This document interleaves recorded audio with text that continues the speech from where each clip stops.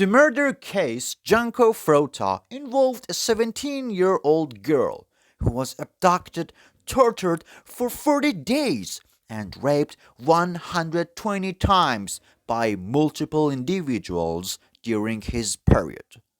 Junko Furuta was born on January 18th, 1971 in Misato, Saitama, Japan, and was the middle child.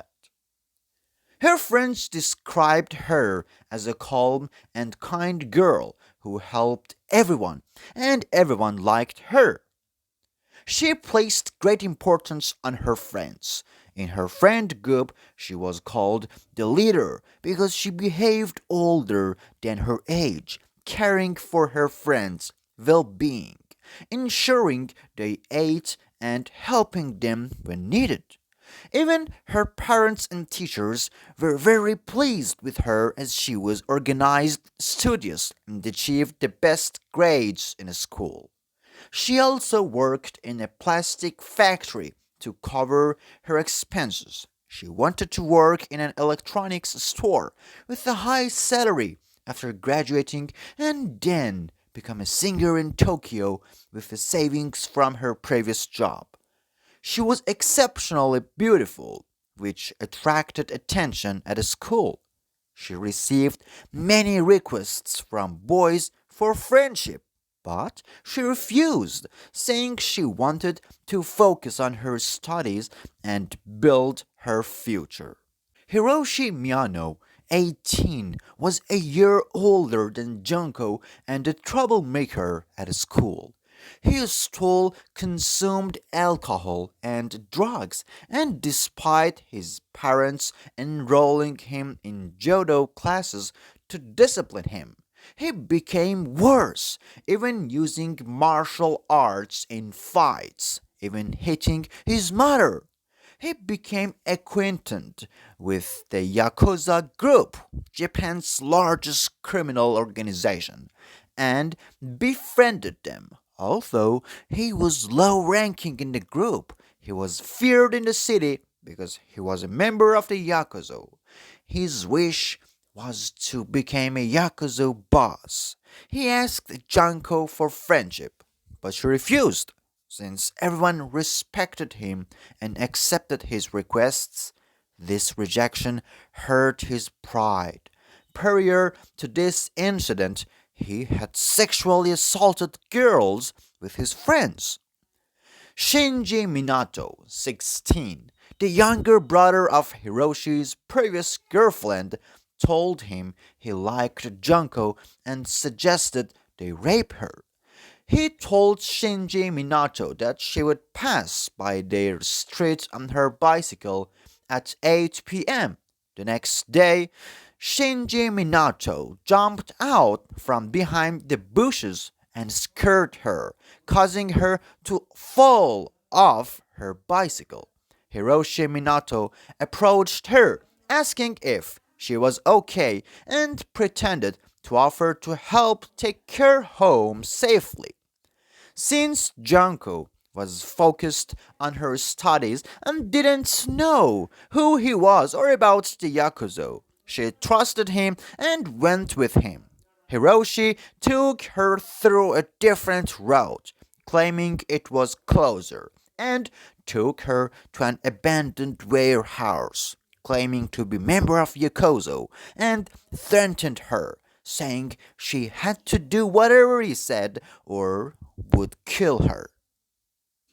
For the first night in that warehouse, he sexually assaulted her, and Janko thought it was over. But he took her to another location and raped her twice there. Shinji Minato's friend calls him and asks how it went. Joe Ogura, their friend, takes the phone from Shinji and tells him not to embarrass them by not bringing her to have fun with them. He takes her to a park where all his friends are, including Yasushi Wentabi, Shinji Minato, Hiroshi Minto, Ryoga, and Yashi Wentadi. They all rape her and threaten her that if she doesn't do as they say, they will kill her family. Junko, who was scared, agrees. They take her to Shinji Minato's house, and his family says nothing, claiming she's his girlfriend. They planned to release her after one more time, but her family, worried about her, reported her to the police and distributed flyers with her photo throughout the city. When these four see it, they realize the police are involved and can't let her go. Hiroshi Minato forces Junko to call her family and tell them she's independent now and not to look for her. And for 40 days, they raped and tortured her. They also extort money from others to come to the house and rape her, with even 12 people coming on same days. One day, two of Hiroshi Minato's friends who had finished their work and were drunk wanted to rape Junko again, but Hiroshi woke up and punished her by hanging her from the ceiling and telling her not to think about escaping anymore. One of those friends goes to his brother and tells him what they are doing, and I regret going, and his brother tells Janko's family where she is and what they are doing to her. Her family tells the police to check, but they don't go inside. Shinji Minato's father convinces the officer that he will kill my son if he does this. But he does nothing and is afraid of his son because he is in the Yakuza. They leave her naked and hungry in room and throw heavy dumbbells on her and put out cigarettes on her face. The first week, they assaulted her over 60 times. She wanted to call the police, but Hiroshi quickly intervened, cut the line, and got angry. He punished her, poured thinner on her legs, set them on fire, and she convulsed from the pain, thinking he was mocking her, as he also set fire to her hands. Junko begged to be killed. On the 20th day, they stuffed cigarette butts in her ears, tearing her eardrums apart, and she couldn't hear properly. They also put them in her mouth and other places.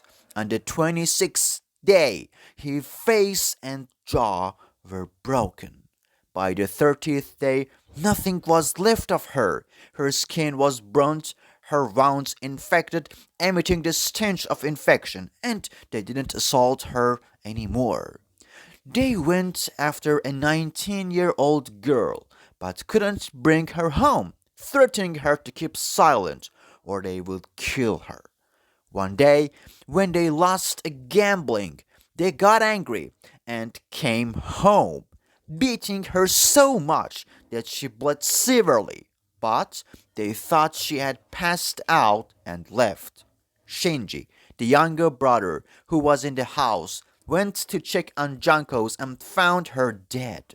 He called his brother and they put her in a large bin, filled it with cement, so no one could find her.